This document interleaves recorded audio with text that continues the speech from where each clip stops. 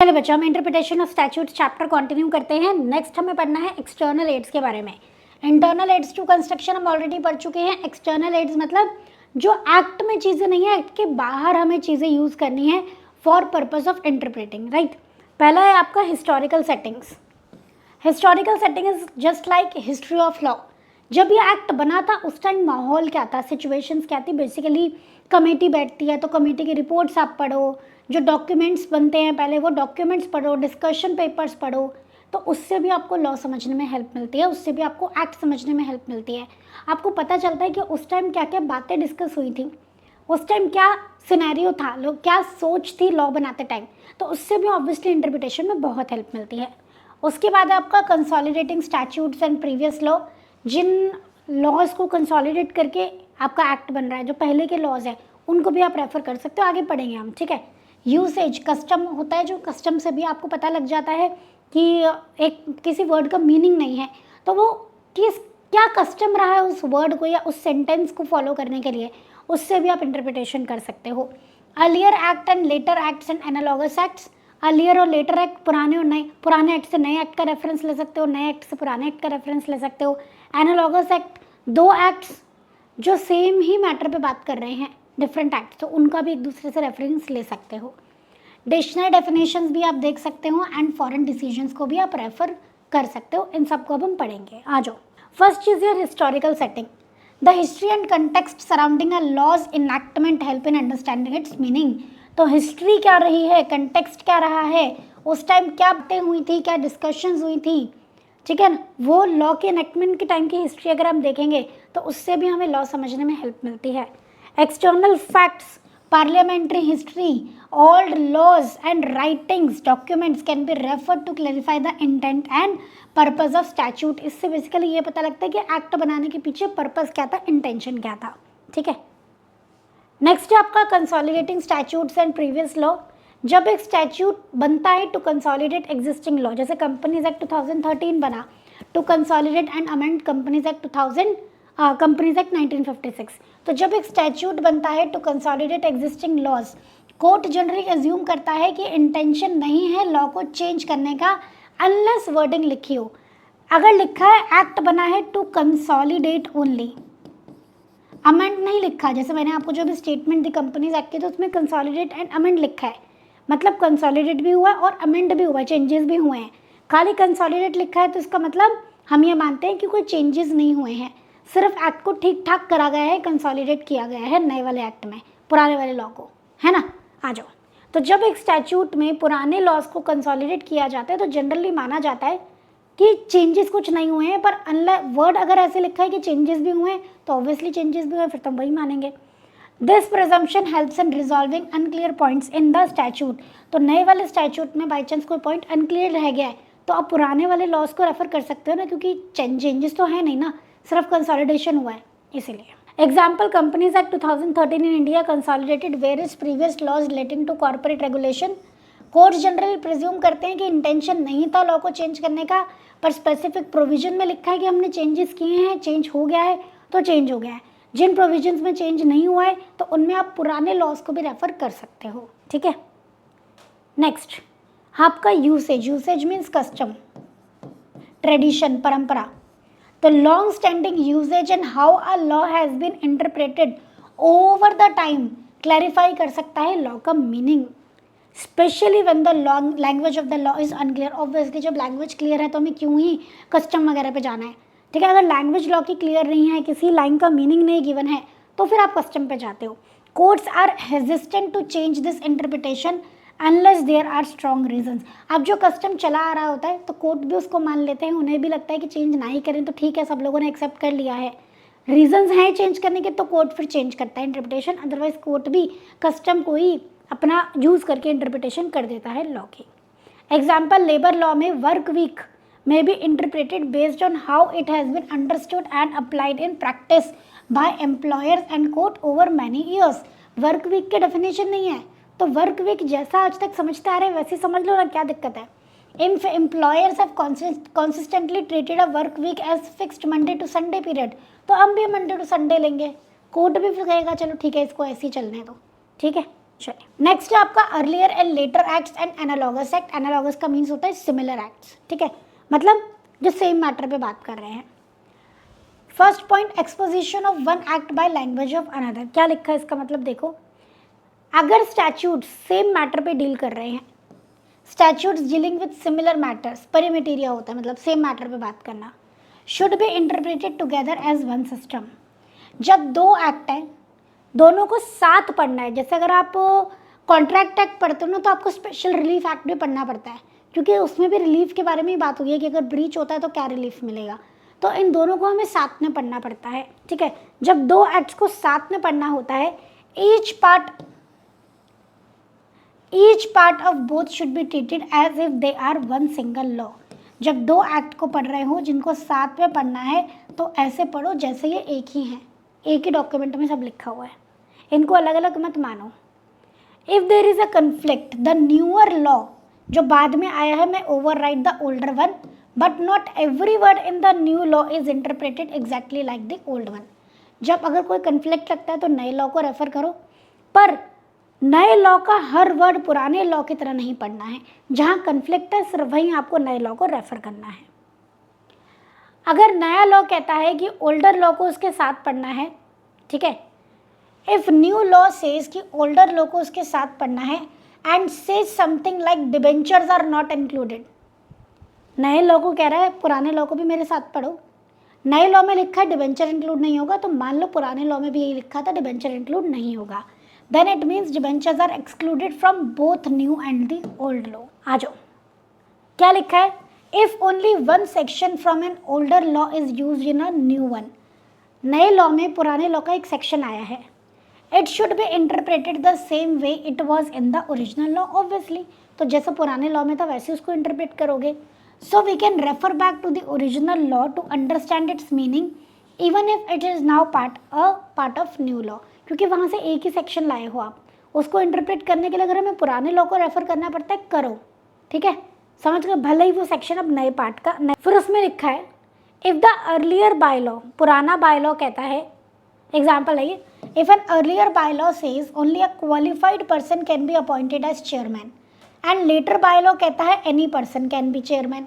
तो अब सेक्शन तो लेके आए हो ना, एक पार्ट लेके आए हो कि चेयरमैन कोई भी बन सकता है, तो अब कौन बन सकता है उसको जानने के लिए पुराने लॉ को रेफर कर सकते हो, ठीक है। नया लॉ कहता है कि कोई भी पर्सन चेयरमैन बन सकता है, then the later by law will be interpreted in harmony with the earlier one. So any person will mean only those person जिनके पास रिक्वायर्ड क्वालिफिकेशन है जो पुराने लॉ में बताई गई थी, ठीक है। तो पुराने लॉ से कोई सेक्शन आया है तो उसको समझने के लिए आप पुराने लॉ को रेफर कर सकते हो। जैसे पुराने लॉ से सेक्शन आया था कि कौन चेयरमैन बन सकता है, तो अब यहाँ नहीं लिखा है कि कौन बन सकता है, तो आप उसके लिए पुराने लॉ को रेफर कर सकते हो, ठीक है। जो मेंशन करी गई थी अर्लियर लॉ में वो क्वालिफिकेशन होनी चाहिए। फिर एक है आपका जैसे IPC 1860 and code of criminal procedure CrPC 1973, साथ में पढ़ना होता है। आईपीसी में आपके ऑफेंस क्या होता है ये लिखा होता है, सीआरपीसी में प्रोसीजर्स लिखा होता है। आईपीसी में ऑफेंस क्या है और उसकी सज़ा क्या है ये लिखा है, सीआरपीसी में लिखा है कि प्रोसीजरल क्या रहेगा फॉर्मेलिटी वो लिखा है, ठीक है। तो दोनों को साथ में पढ़ना है आपको। Similarly Indian contract act and special relief act दोनों को साथ साथ पढ़ना है। इंडियन कॉन्ट्रैक्ट एक्ट में ब्रीच होता है तो स्पेशल रिलीफ एक्ट को रेफर किया जाता है, तो ऐसे में इनको साथ साथ पढ़ना है, ठीक है। ये कुछ एग्जाम्पल्स हैं। अब आपका है कि earlier act explained by later act. इसमें क्या है, दो एक्ट्स हैं, साथ साथ नहीं है, एक नया एक्ट है एक पुराना एक्ट है। पुराने एक्ट के कुछ एक्सप्लेनेशन नए एक्ट में आई है। दो एक्ट है, एक पुराना एक नया है।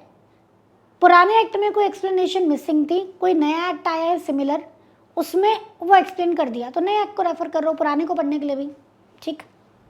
न्यूअर लॉ जो बाद में बना है कैन समटाइम्स हेल्प क्लैरिफाई और इंटरप्रेट एन ओल्डर लॉ जो पहले बना था, but only when both the laws deal with the same subject. Obviously same topic पे बात कर रहे होने चाहिए, परिमेटेरिया। And the earlier law has unclear or ambiguous provision.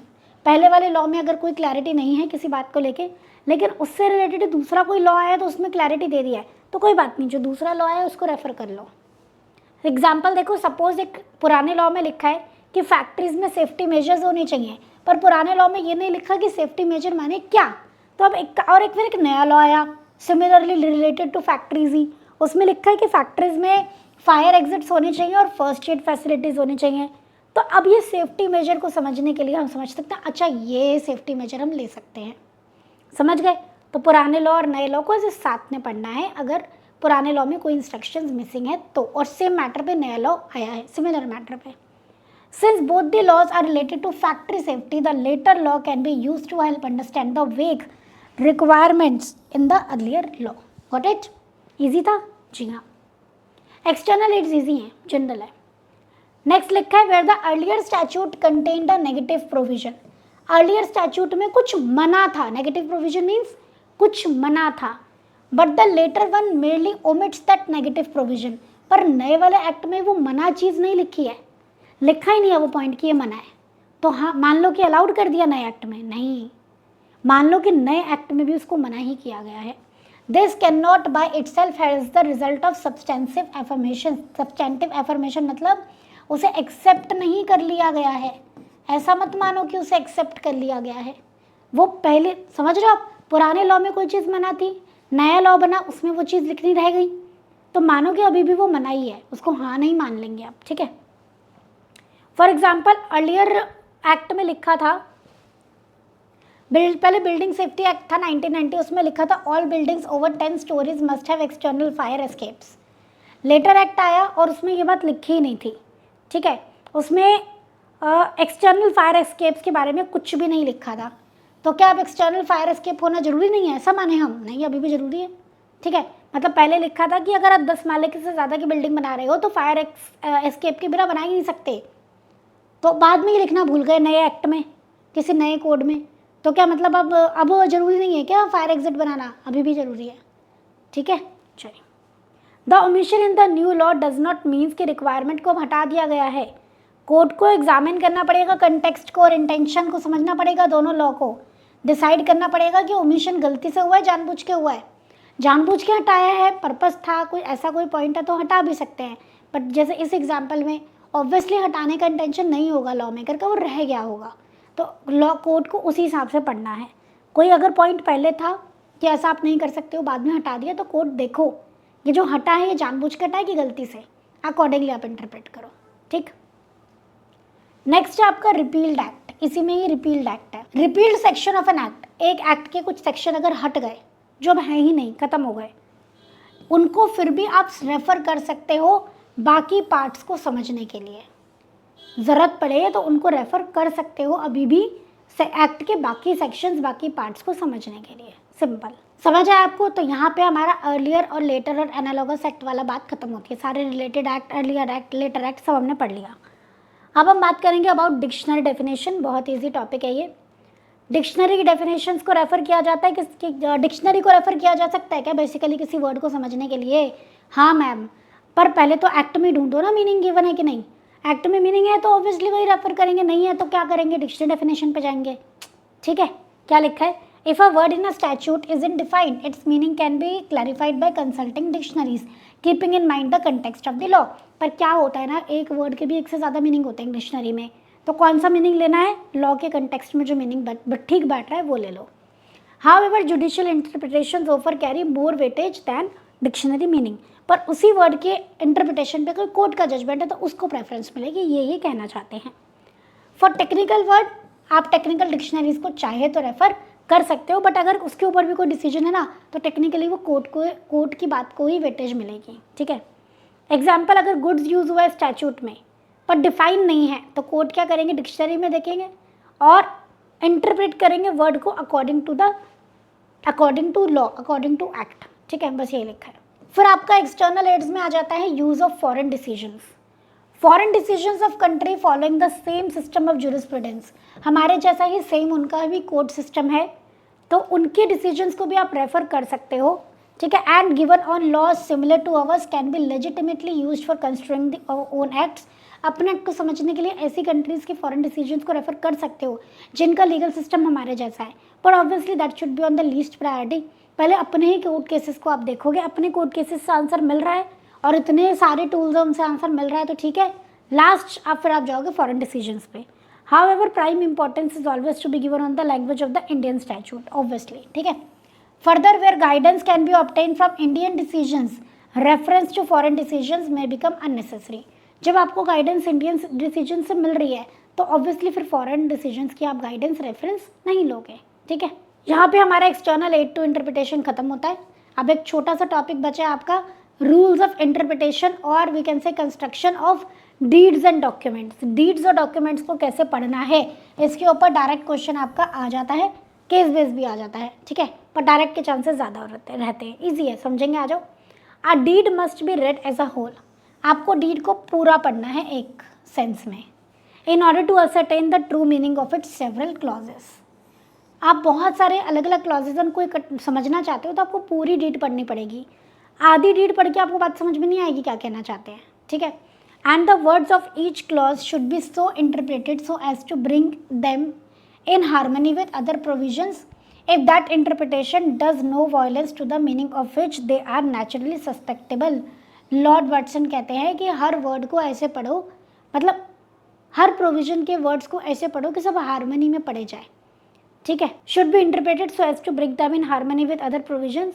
और अगर उस इंटरप्रिटेशन से किसी प्रोविजन का मतलब बेकार नहीं हो रहा है तो ऑब्वियसली फिर हारमोनी में ही पढ़ के चलो। It is inexpedient to construe the term of one deed with reference to a term of another। Obviously जब एक डीड पढ़ रहे हो तो दूसरे डीड को रेफर थोड़ा ना करोगे, एक ही डीड को इंटरनली पूरा एक दूसरे के रेफरेंस में पढ़ना है, ये कहना चाहते हैं। The golden rule of construction is to ascertain the intention of the parties. और डीड को समझने के लिए आपको पार्टीज की इंटेंशन को समझना जरूरी है, स्पेशली इन द केसेस जहाँ पे डीड बनाने वाला कोई टेक्निकल पर्सन नहीं है। ठीक है, after considering all the words in their ordinary and natural sense. तो बेस्ट रूल है डीड को समझने का कि आप पार्टीज की इंटेंशन को समझो, जिन्होंने जो इंस्ट्रूमेंट की पार्टीज है जिन्होंने डीड बनाया है। ठीक है, to ascertain this intention the court has to consider the relevant portion of the document as a whole and also take अगर इनटू अकाउंट द सर्कमस्टेंसेज जिनमें वो वर्ड यूज हुए हैं। एक प्रैक्टिस होता है वो वाला प्रैक्टिस, राइटिंग प्रैक्टिस जो आप करते हो, एक प्रैक्टिस होता है आपका लॉ वाला प्रैक्टिस, डॉक्टर वाला। तो किस सेंस में वर्ड यूज हुआ है, जिस सर्कमस्टांसेस में वर्ड यूज हुआ है उसके अकॉर्डिंग आप इंटरप्रिटेशन करो।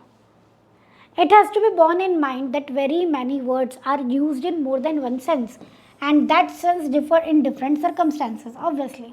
ठीक है, गुड, गुड्स, बड़े ध्यान से पढ़ो भाई, गुड लिखा है, गुड्स लिखा है। ठीक है, प्रॉपर्टी, प्रॉपर्टी लिखा है। सेल ऑफ गुड्स एक्ट में जाते हो तो प्रॉपर्टी मीन्स ओनरशिप है, वैसे प्रॉपर्टी मीन्स आपका लैंड बिल्डिंग हो गया। ठीक है, तो इस तरीके से होता है। एक वर्ड के बहुत सारे मतलब है, किस कंटेक्स्ट में कौन सा वर्ड लिखा है उसके हिसाब से उसका मीनिंग डिराइव करो। एग्जाम्पल, अगर पार्टनर यूज हुआ है तो बिजनेस में वो partner is business partner, but life में वो पार्टनर इज लाइफ पार्टनर। तो किस कंटेक्स्ट में पार्टनर लिखा है वो देखो आप। ठीक है, a word may have a clear and specific meaning to a legal expert. एक शब्द का एक मीनिंग लीगल एक्सपर्ट के लिए बहुत स्पेसिफिक हो सकता है कि हाँ ये है।